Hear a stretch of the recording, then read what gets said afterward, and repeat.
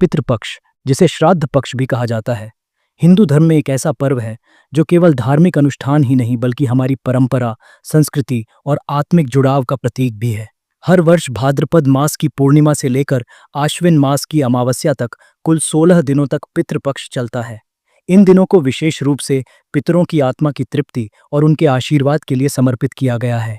हिंदू धर्म में पितरों का स्थान देवताओं से भी ऊपर माना गया है। शास्त्रों में कहा गया है, पितृदेवो भव, मातृदेवो भव, यानी माता पिता और पूर्वजों की सेवा और स्मरण करना ही सबसे बड़ा धर्म है।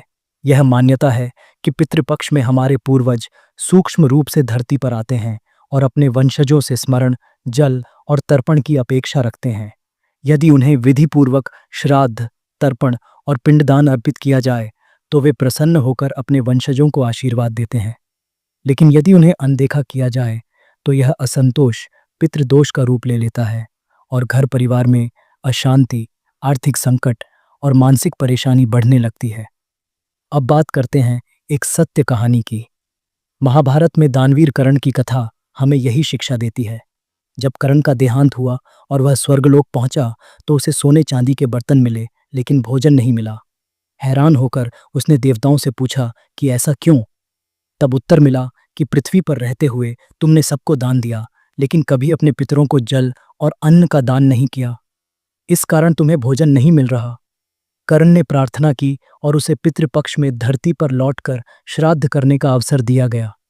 तभी से पितृपक्ष का महत्व और भी बढ़ गया।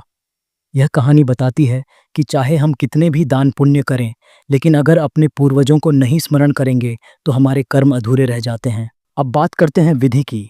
पितृपक्ष के दौरान श्राद्ध और तर्पण के लिए प्रातःकाल स्नान करना चाहिए और शुद्ध वस्त्र धारण करने चाहिए। दक्षिण दिशा की ओर मुख करके कुशाघास, तिल और जल से तर्पण करना चाहिए। तर्पण का अर्थ है पितरों को जल अर्पित करना। पिंडदान में आटे या चावल के गोल बनाकर मंत्रों के साथ भूमि या पत्ते पर अर्पित किया जाता है। ऐसा माना जाता है कि इन पिंडों के माध्यम से पितरों की आत्मा तृप्त होती है। ब्राह्मणों को भोजन कराना और दक्षिणा देना भी आवश्यक है, क्योंकि शास्त्रों के अनुसार ब्राह्मणों में पितरों का वास होता है। अब बात करते हैं क्या सावधानी रखनी है। पितृपक्ष में शराब, मांसाहार और तामसिक भोजन से पूरी तरह बचना चाहिए। इस दौरान झूठ बोलना, क्रोध करना या किसी जीव की हिंसा करना वर्जित है। घर में शांति और पवित्रता बनाए रखनी चाहिए। भोजन सादा और सात्विक होना चाहिए और पितरों को स्मरण करते समय मन पूरी श्रद्धा और भक्ति से भरा होना चाहिए। पितृपक्ष केवल एक कर्मकांड नहीं है, यह हमारे पूर्वजों के प्रति कृतज्ञता का प्रतीक है। जब हम उन्हें याद करते हैं तो वे हमारे जीवन की बाधाओं को दूर करके हमें आशीर्वाद देते हैं। पितृपक्ष के 16 दिन केवल तर्पण और पिंडदान के लिए ही नहीं होते, बल्कि हर दिन का अपना अलग महत्व और प्रभाव माना गया है। शास्त्रों में बताया गया है कि अगर किसी व्यक्ति के पितरों की मृत्यु की तिथि मालूम नहीं है तो पूरे पितृपक्ष में से किसी भी दिन श्राद्ध किया जा सकता है।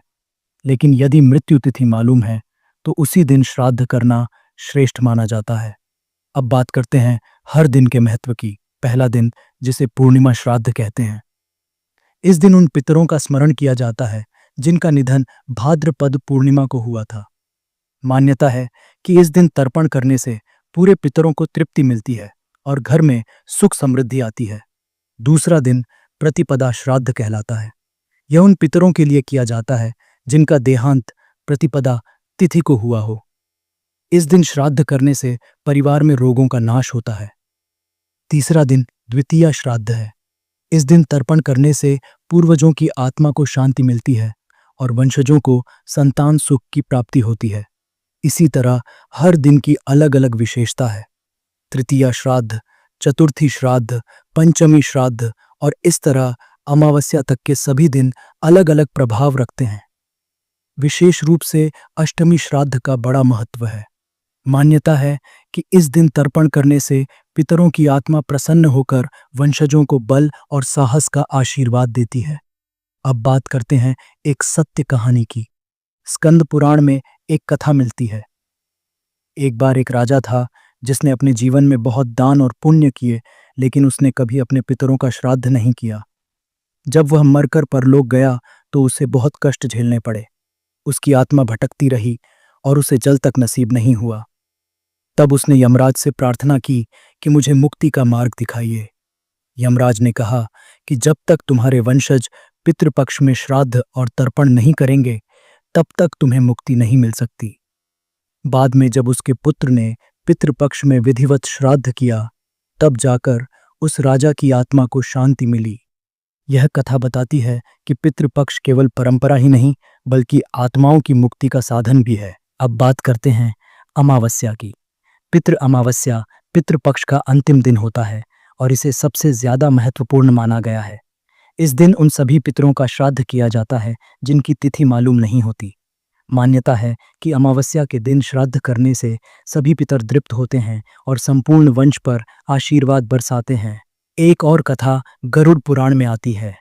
कहा गया है कि जब पितृ अमावस्या के दिन वंशज अपने पितरों के लिए तर्पण और दान करते हैं, पितर अत्यंत प्रसन्न होकर उन्हें सौभाग्य, धन और संतान का आशीर्वाद देते हैं। लेकिन यदि इस दिन भी श्राद्ध न किया जाए तो पितर अप्रसन्न होकर वंश में रुकावट और संकट उत्पन्न करते हैं। पितृपक्ष के हर दिन का महत्व हमें यह सिखाता है कि पितरों का स्मरण केवल एक दिन का नहीं बल्कि पूरे जीवन का कर्तव्य है। ये 16 दिन हमें यह अवसर देते हैं कि हम अपने पूर्वजों को याद करें और उनकी आत्मा को शांति पहुंचाएं। पितृपक्ष की परंपरा सदियों से चली आ रही है। हर क्षेत्र में इसे अलग अलग ढंग से मनाया जाता है, लेकिन उद्देश्य एक ही होता है, पितरों को तृप्त करना और उनका आशीर्वाद पाना। अब बात करते हैं एक सत्य कहानी की। पद्म पुराण में एक कथा मिलती है। एक बार एक ब्राह्मण था जिसका नाम वसुदेव था। उसने कभी श्राद्ध की परवाह नहीं की। उसके घर में हमेशा झगड़े रहते थे और उसके पुत्र भी अवज्ञाकारी हो गए थे। एक दिन उसके स्वप्न में उसके पितर आए और कहा, हम भूखे प्यासे हैं।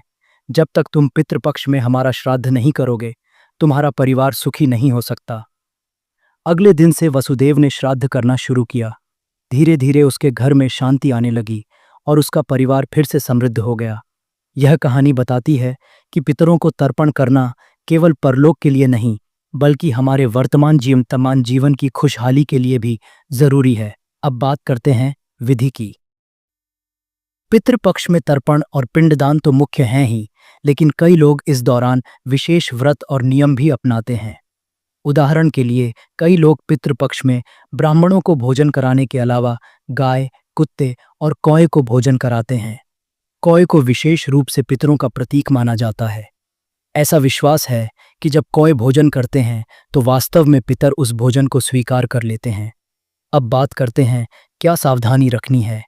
यदि किसी कारणवश आप पूरे पितृपक्ष में श्राद्ध नहीं कर पा रहे हैं तो कम से कम पितृ अमावस्या के दिन अवश्य करना चाहिए। इस दिन सूर्य उदय से लेकर सूर्यास्त तक किसी भी समय तर्पण किया जा सकता है। श्राद्ध करते समय ध्यान रखें कि भोजन बनाते समय प्याज, लहसुन या मांसाहार का प्रयोग न हो। केवल सात्विक भोजन ही तैयार करें। अब बात करते हैं क्षेत्रीय मान्यताओं की। भारत के अलग अलग हिस्सों में पितृपक्ष अलग अलग ढंग से मनाया जाता है। बिहार के गया शहर को पितृपक्ष का सबसे पवित्र स्थल माना जाता है। ऐसा विश्वास है कि गया में पिंडदान करने से पितरों को तत्काल मोक्ष मिलता है। हर साल हजारों लोग गया जाकर पिंडदान करते हैं। उत्तर भारत में गंगा के किनारे पिंडदान करना श्रेष्ठ माना जाता है। दक्षिण भारत में श्राद्ध के दौरान विशेष प्रकार के पकवान बनाए जाते हैं और पितरों के नाम पर दान दिया जाता है। अब बात करते हैं एक और सत्य कहानी की। स्कंद पुराण में वर्णन मिलता है कि एक व्यक्ति ने अपने जीवन में बहुत पाप किए।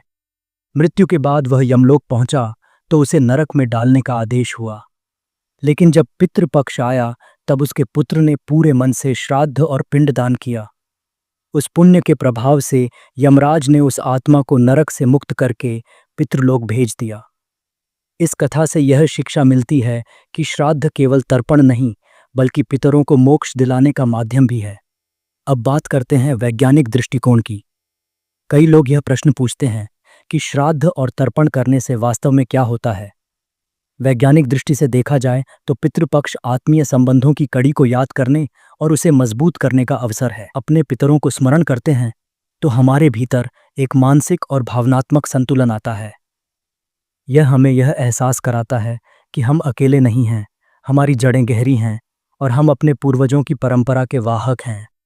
तर्पण में तिल और जल का प्रयोग होता है। तिल को आयुर्वेद में अत्यंत शुद्ध और ऊर्जा देने वाला माना गया है और जल जीवन का आधार है। जब इन दोनों को मिलाकर मंत्रों के साथ अर्पित किया जाता है तो वह केवल प्रतीकात्मक नहीं बल्कि हमारे मन और वातावरण को भी शुद्ध करता है। अब बात करते हैं आधुनिक जीवन से संबंध की। आज की व्यस्त जिंदगी में बहुत से लोग अपने पूर्वजों को याद करने का समय नहीं निकाल पाते, लेकिन पितृपक्ष हमें यह अवसर देता है कि हम अपने रूट्स यानी अपनी जड़ों से जुड़ें। परिवार की छोटी बड़ी कहानियां याद करें, अपने बच्चों को बताएं कि हमारे पूर्वज कौन थे, उन्होंने कैसे संघर्ष किए और हमें यह जीवन दिया। यह केवल आत्मिक शांति ही नहीं बल्कि परिवार में एकता और प्रेम बनाए रखने का भी माध्यम है। अब बात करते हैं पितृदोष की। ज्योतिष शास्त्र के अनुसार जब किसी व्यक्ति की जन्म कुंडली में पितृदोष होता है तो उसे जीवन में कई तरह की कठिनाइयों का सामना करना पड़ता है। परिवार में बार बार बीमारियां, आर्थिक संकट, संतान सुख में बाधा या घर में क्लेश, यह सब पितृदोष के लक्षण माने जाते हैं।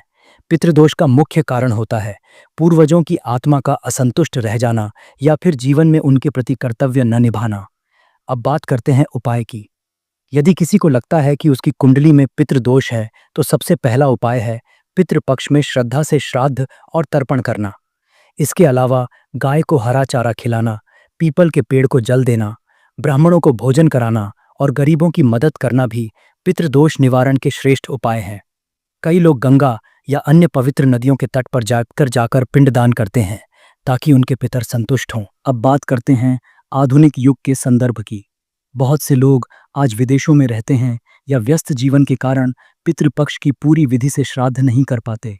ऐसे लोग भी केवल मन से पितरों को याद करें, उनके नाम से दान करें और अपनी अगली पीढ़ी को उनके बारे में बताएं। यही श्राद्ध का असली उद्देश्य है। अब बात करते हैं अंत की।